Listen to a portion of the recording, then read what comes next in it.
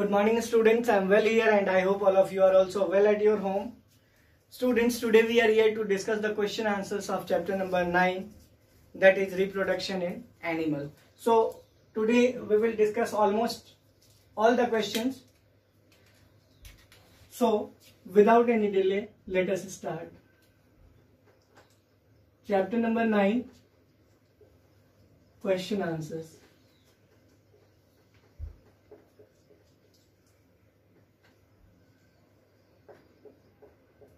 अब question answers को chapter number 9 में हम कैसे डिस्कस करेंगे, बहुत ध्यान से देखने की जरूरत है। इसमें बहुत सिंपल क्वेश्चंस हैं, जैसे फर्टिलाइजेशन क्या होता है,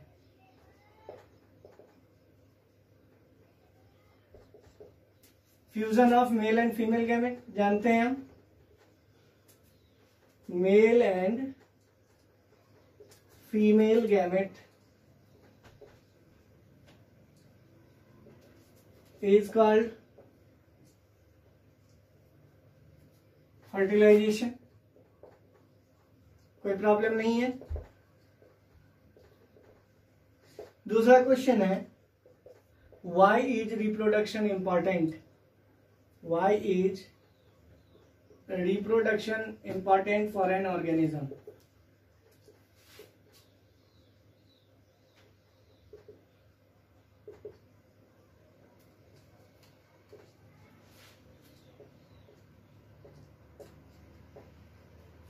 ठीक है बेटा, why is reproduction important for an organism? किसी भी ऑर्गेनिज्म के लिए रिप्रोडक्शन क्यों जरूरी है? बहुत आसान है कि किसी भी ऑर्गेनिज्म के अगर लाइफ साइकिल को चलाना है, किसी भी ऑर्गेनिज्म के अगर लाइफ साइकिल को चलाना है, एक जनरेशन से दूसरे जगह दूसरे जनरेशन तक लेकर जाना है, तो कहीं ना कहीं रिप्रोडक्शन जरूरी है। मीन्स व्हाट की reproduction is necessary for an organism in order to maintain its life cycle. किसी भी ऑर्गेनिज्म के लिए रिप्रोडक्शन इसलिए जरूरी है ताकि वो अपने लाइफ साइकिल को क्या कर सके, मेंटेन कर सके। आई होप क्लियर है। हम क्या कहेंगे, reproduction is important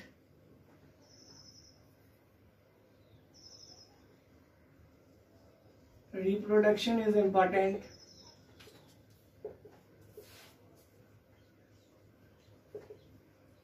for an organism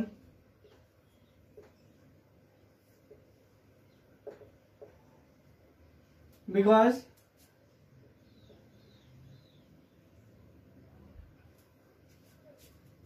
it helps to maintain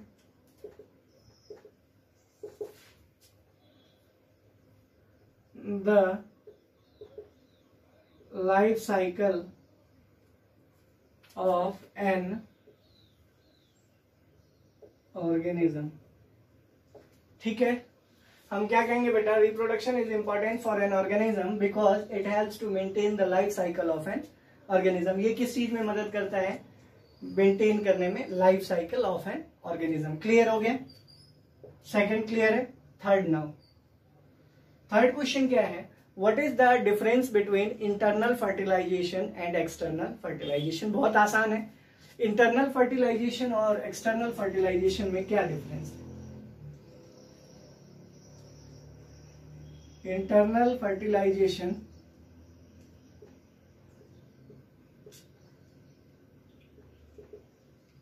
और external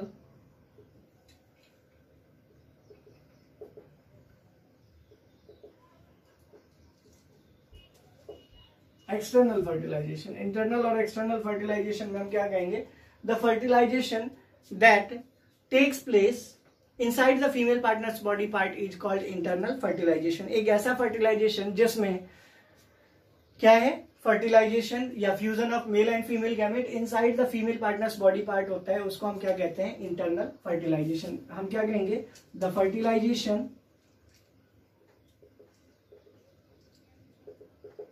that takes place inside the female partner's body part, female partner's body part is called internal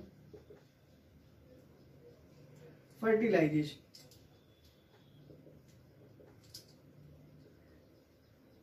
clear हो गया? Internal fertilisation में कोई problem नहीं है. वही दूसरी ओर है एक्सटर्नल फर्टिलाइजेशन. एक्सटर्नल फर्टिलाइजेशन के लिए क्या कहेंगे? The fertilisation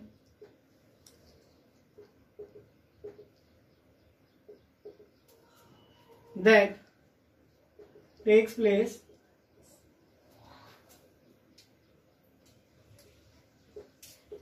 outside the female partner's body part.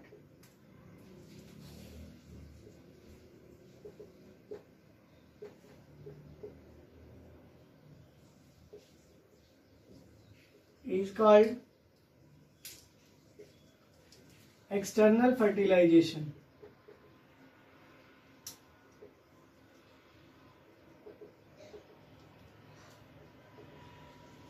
Is called external fertilization. Internal fertilization क्या है? एक ऐसा फर्टिलाइजेशन जो फीमेल पार्टनर्स बॉडी पार्ट के अंदर होता है, उसको हम इंटरनल फर्टिलाइजेशन कहते हैं. वहीं एक्सटर्नल फर्टिलाइजेशन के लिए हम क्या कहेंगे?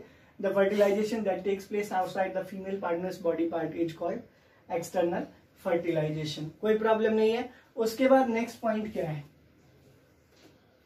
नेक्स्ट पॉइंट है आपको इंटरनल और एक्सटर्नल में कि ये जो इंटरनल फर्टिलाइजेशन होता है जनरली टेरेस्ट्रियल प्लांट और टेरेस्ट्रियल एनिमल्स के बीच में होता है. Means what? इट अकर्स या इट जनरली अकर्स या generally takes place in terrestrial animals.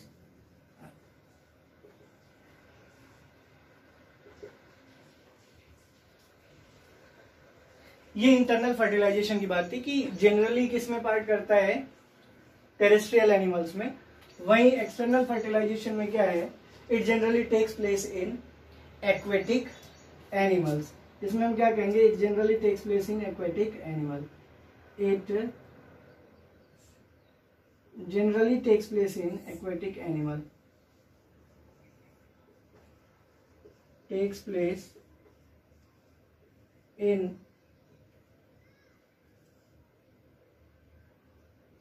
aquatic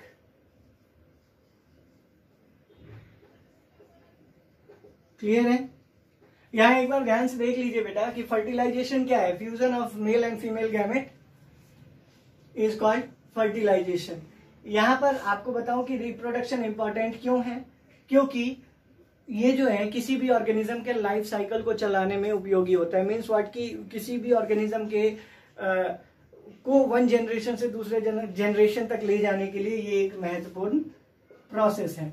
उसके बाद नेक्स्ट क्वेश्चन क्या है कि what is the difference between internal fertilization and external fertilization. Internal fertilization और एक्सटर्नल फर्टिलाइजेशन में क्या डिफरेंस है? इंटरनल फर्टिलाइजेशन के लिए मैंने आपको बताया कि इंटरनल फर्टिलाइजेशन एक ऐसा फर्टिलाइजेशन है जो टेक प्लेस करता है inside the female partner's body part. वहीं एक्सटर्नल फर्टिलाइजेशन की अगर हम बात करें तो वो कहाँ पार्टिसिपेट करता है? तो हम कहेंगे क्या कि वो जो है outside the female body part करता है.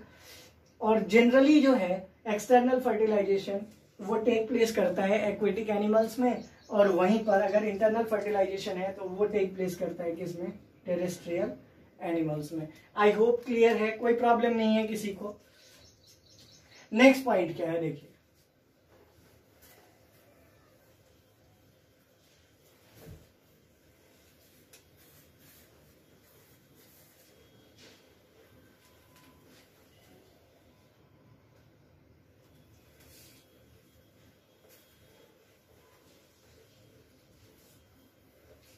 नेक्स्ट क्वेश्चन है difference between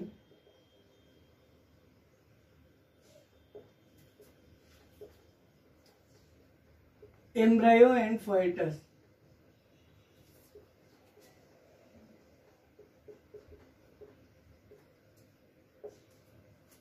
embryo and foetus means what कि इसके बीच में डिफरेंशिएट करना है कि एम्ब्रायो और फोएटस के बीच में क्या डिफरेंस होता है. तो हमने पढ़ते समय क्या पढ़ा था बेटा? एम्ब्रायो और फोएटस को लेकर हमने क्या पढ़ा था कि एम्ब्रायो और फोएटस कैसे डिफरेंट होंगे। एम्ब्रायो क्या है, एम्ब्रायो एक डेवलपिंग स्टेज है और फोएटस भी एक डेवलपिंग स्टेज है, लेकिन एम्ब्रायो में क्या है कि जाइगोट जो फॉर्म होता है वो डेवलप कर रहा होता है, और इसी वजह से हम एम्ब्रायो में बॉडी पार्ट्स को आइडेंटिफाई नहीं कर सकते, जबकि फोएटस की अगर हम बात करें तो आसानी से हम क्या कर सकते हैं, बॉडी पार्ट्स को आइडेंटिफाई कर सकते हैं। क्लियर है। एम्ब्रायो एंड फोएटस की अगर हम बात करें, एम्ब्रायो क्या है और फोएटस क्या है।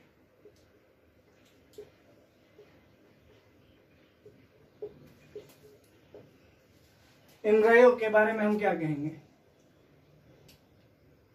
एम्ब्रायो के बारे में हम कहेंगे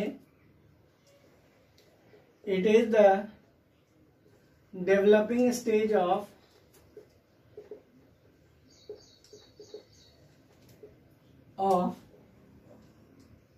किसका है, जाइगोट। ठीक है। in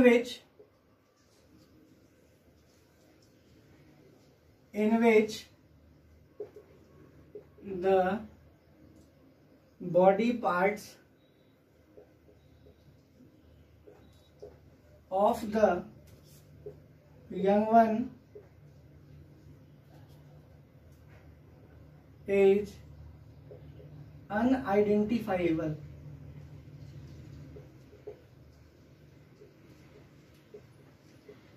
ठीक है। हम क्या कहेंगे कि ये एक ऐसा डेवलपिंग स्टेज है जाइगोट का जिसमें किसी भी यंग वन के किसी भी बॉडी पार्ट को हम आइडेंटिफाई नहीं कर सकते, लेकिन जब हम फोएटस की बात करेंगे तो हम कहेंगे क्या, it is the developing stage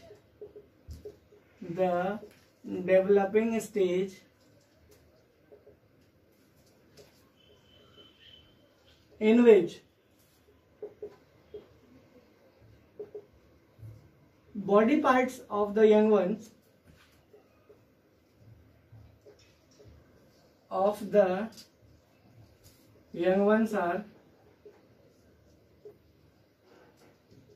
are identifiable।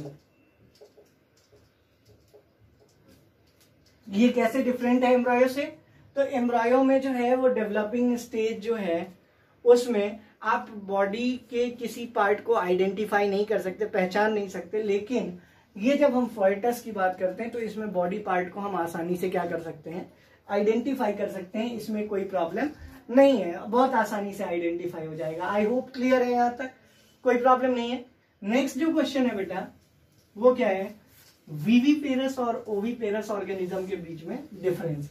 ये मैंने आपको कल भी बताया था कि विविपेरस और ओविपेरस के बीच में क्या डिफरेंस है। विविपेरस के बारे में ये कहते हैं कि भाई विविपेरस जो है वो यंग वंस को जन्म देता है, जबकि ओविपेरस एग्स ले करते हैं। ओविपेरस एग्स ले करते हैं और विविपेरस क्या है, बच्चों को जन्म देता है। विविपेरस अगर वो बच्चों को जन्म देता है तो उसका एग्जाम्पल क्या है, ह्यूमन बीइंग या मैमल्स की बात करेंगे, और अगर वो नहीं देता जन्म तो उसमें रेप्टाइल्स और एम्फीबियंस की हम बात कर सकते हैं। रेप्टाइल्स इसलिए कर सकते हैं क्योंकि जितने भी रेप्टाइल्स हैं वो सब अंडे देते हैं। एग्जाम्पल के लिए मैं आपको बताऊं, स्नेक की अगर हम बात करें तो वो क्या है, अंडे देता है। आई होप क्लियर है, कोई प्रॉब्लम नहीं है। अच्छा, एक पॉइंट क्या है कि सेक्सुअल रिप्रोडक्शन और एसेक्सुअल रिप्रोडक्शन में क्या डिफरेंस होगा। सेक्सुअल रिप्रोडक्शन और एसेक्सुअल रिप्रोडक्शन में क्या difference.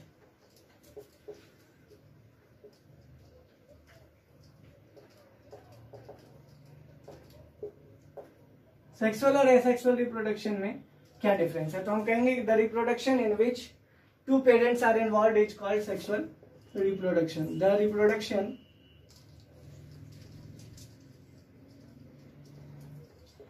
in which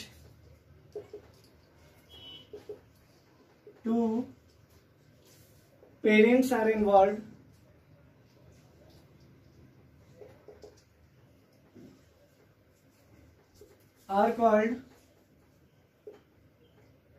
is called sexual reproduction,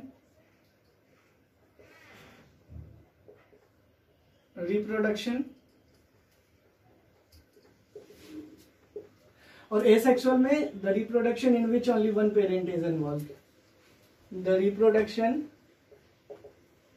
in which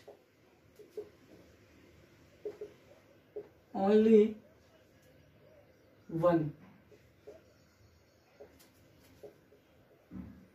parent is involved। ठीक है, अब इसमें हम दूसरी बात क्या कहेंगे, इसमें हम दूसरी बात ये कहेंगे कि सेक्सुअल रिप्रोडक्शन के लिए दूसरा जो इंपॉर्टेंट है फैक्ट वो क्या है, तो वो ये है कि अगर हम सेक्सुअल रिप्रोडक्शन की बात करें तो हम ये कहते हैं कि अगर मान लीजिए कि रिप्रोडक्शन जिसमें 2 पेरेंट इन्वॉल्व में सेक्सुअल रिप्रोडक्शन है तो it requires fertilization to take place, requires fertilization to take place to take place. ठीक है, वहीं इसके बारे में हम क्या कहेंगे, it does not require fertilization to take place, it does not require fertilisation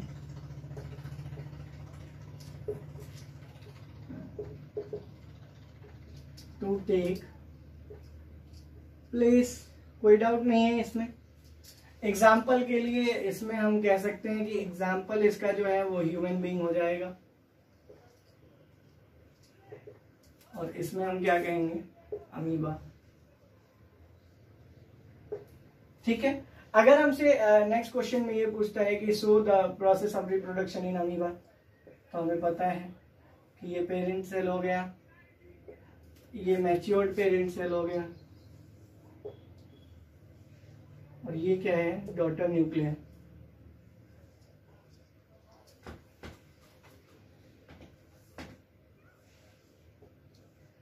इन दोनों को हम डॉटर न्यूक्लियाई कहते हैं।